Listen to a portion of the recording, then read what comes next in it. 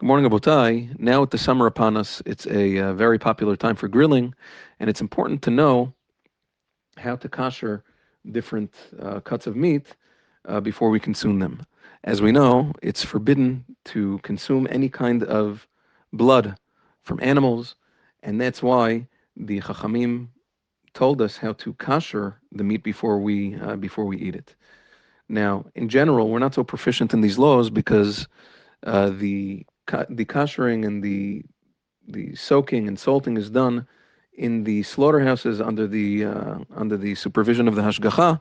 So we don't usually do it at home like they did in the old days. But it's important just to know because there are certain times where we do have to do it.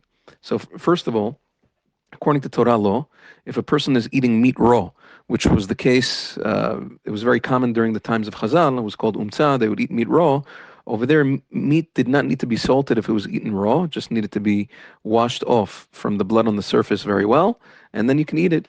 Similarly, if a person is eating grilled meat, a person doesn't have to salt that either, because fire is much more powerful than salt in being able to draw out the blood from the meat. The only time the Torah requires us to salt meat is only when it's going to be cooked in a pot without direct contact with the fire.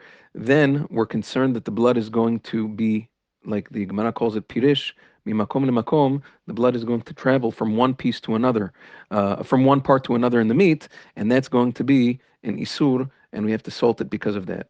Now, there is a process that the Rambam brings down also in terms of kashering meat that is, the minhag is not to practice this anymore. The Shulchan Aruch in Yonah De'ah Siman Samach says that it's not the minhag, but the Rambam says that there's a method that needs to be done that's even more effective than salting, which is called chalita. It's called scalding. You have a boiling pot of meat, and when it comes to an aggressive boil, you take the meat and you put it into the boiling water for a few seconds and you take it out, in which case that closes all of the pores of the meat and it will no longer let the blood out anytime in the future. That is the minhag of some Temanim who are very strict and follow the Rambam for everything they do. But like I said, most of Am Yisrael does not do this process anymore. Now, in terms of salting meat, this applies to meat and to chicken, anything that requires shechita and anything that has blood. The halacha is that a person first has to do hadacha rishona, which means to wash off the meat, either soak it or wash it aggressively to take off all of the blood on the surface. Then a person has to apply normal size salt. It's called kosher salt. Not too the granules of salt shouldn't be too thin or too thick, so that it can stick to all the parts of the meat on all sides, and then leave it there in that position, according to Maran Shulchan Aruch, for about 18 minutes, according to the Ramah, and that's the minhag that almost everyone does today, for about an hour, and then afterwards you have to soak it and wash it off again to wash off all the blood that was drawn out, in which case, once that's done, a person can cook the meat without any issue.